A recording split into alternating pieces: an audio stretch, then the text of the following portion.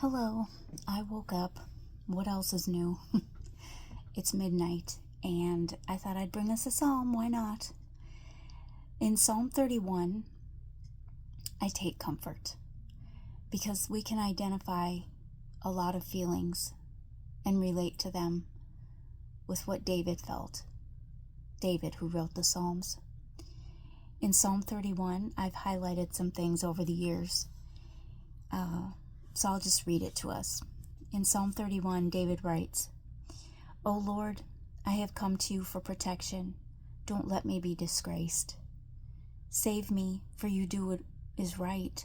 Turn your ear to listen to me and rescue me quickly. Be my rock of protection, a fortress where I will be safe. You are my rock and my fortress. For the honor of your name, lead me out of this danger.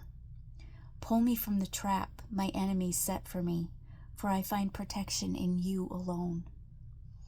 I entrust my spirit into your hand. Rescue me, Lord, for you are a faithful God." Going down, I can relate to this, just especially with, the sadness that I feel about my brother. Have mercy on me, Lord, for I am in distress. Tears blur my eyes. My body and soul are withering away. I am dying from grief. My years are shortened by sadness. Sin has drained my strength, and I am wasting away from within.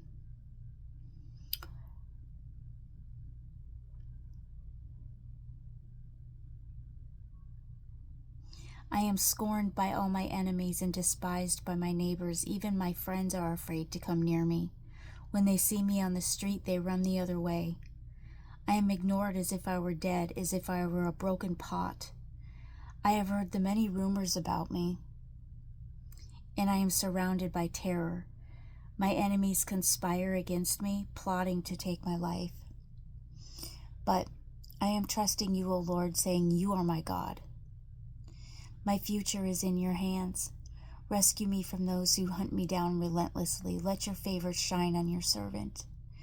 In your unfailing love, rescue me. Don't let me be disgraced, O Lord, for I call out to you for help. Let the wicked be disgraced, and let them lie silent in the grave. Silence their lying lips, those proud and arrogant lips that accuse the godly. How great is the goodness you have stored up for those who fear you. You lavish it on those who come to you for protection, blessing them before the watching world. You hide them in the shelter of your presence, safe from those who conspire against them. You shelter them in your presence, far from accusing tongues. Praise the Lord, for he has shown me the wonders of his unfailing love. He kept me safe when my city was under attack. I panicked and I cried out in panic, "I am cut off from the Lord." But you heard my cry for mercy and answered my call for help. Love the Lord, all you godly ones, for the Lord protects those who are loyal to him. But he harshly punishes the arrogant, so be strong and courageous, all you who put your hope in the Lord. It doesn't say the reasoning for David writing this psalm. Some of the psalms do say a certain situation that was going on in David's life at the time and what inspired him to write that psalm, but this one just says a psalm of David. But clearly we can read in here that he's being hunted down. He was being chased by Saul for years because Saul was jealous of him.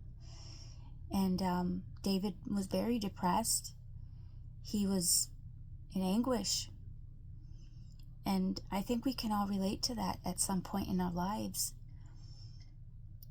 And again, when the Bible talks about our enemies, we must remember, because we as humans immediately think about flesh and blood people, like people that don't really care much for us. But we have to understand that the scriptures tell us that we are not battling against flesh and blood enemies. We're battling against the unseen evil, the principalities, the rulers, the authorities in the unseen realm, in the dark, evil world.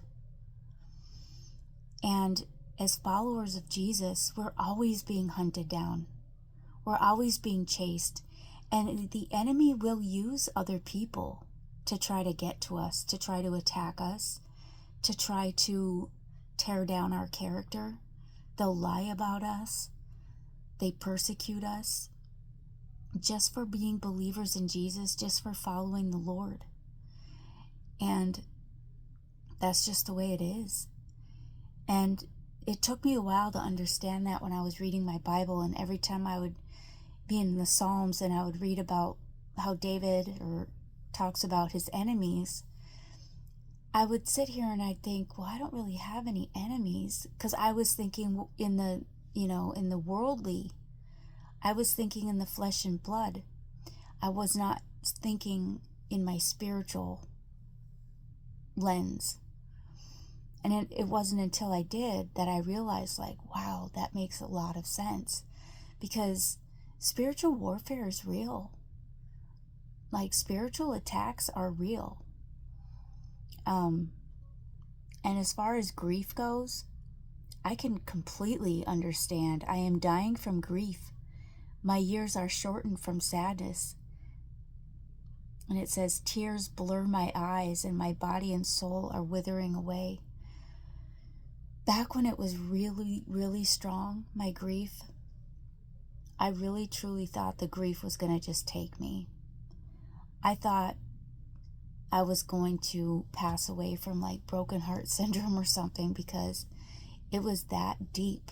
I was in that much anguish and distress. But God's pulling me through it. And I take a lot of comfort in the Psalms. And I also like how David writes. It's almost like in the beginning of his Psalms, he just pours his heart out. Just says it like it is. He describes the way he's feeling in such detail. But then he seems to always transition his Psalms towards the middle to the end, praising the Lord and saying that, by praising the Lord, he's going to be okay, because even in this psalm, how great is the goodness you have stored up for those who fear you. You lavish it on those who come to you for protection. So he gives God thankfulness and worship and praise, even though he's in deep distress.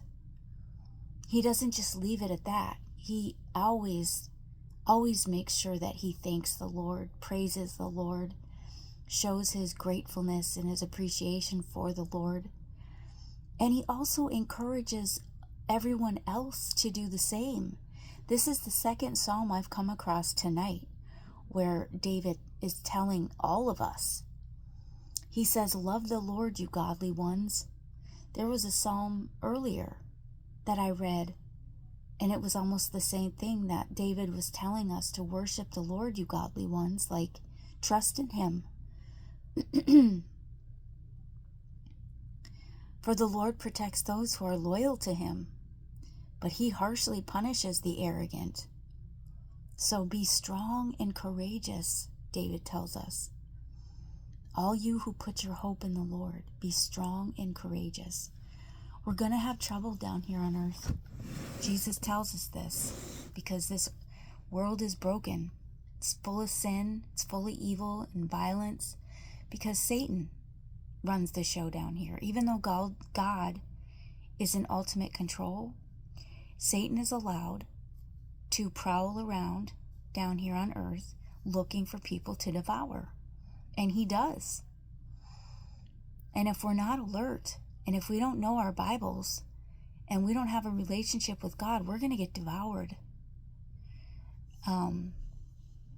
So yeah, this world, we're going to have trouble. A lot of it. And so We can take comfort in knowing, though, that the Lord is our rock. He's our fortress, and He's our place of safety. So, just wanted to share some Psalms with you tonight, you night owls. I'm actually going to go back to bed now. I think I'm ready. I get up, and I think it's like almost morning, and then I look at the clock, and I'm like, it's still today. It happened to me just now. I thought it would be like 4 o'clock in the morning, and I looked at the clock, and it was only 11:30. I couldn't believe it. I was like, this is going to be a long night. So hopefully I can fall back to sleep very soon, very easily. I don't know what it is. My body just jolts awake after just an hour or two of sleep. It just jolts back awake. I wish it didn't do that, but that's just the way my body is. That's the phase I'm in right now. So, I don't wish it upon anyone. I miss my younger years where I could just sleep, and my parents would be like, "Are you ever going to get out of bed?" And I'd be like, "Huh?" Those days are over. So, okay, I won't keep you. But I hope you enjoyed that psalm, and I hope it gave you some comfort tonight, because that's the goal. Anyway, have a good night, and I'll see you on the next video.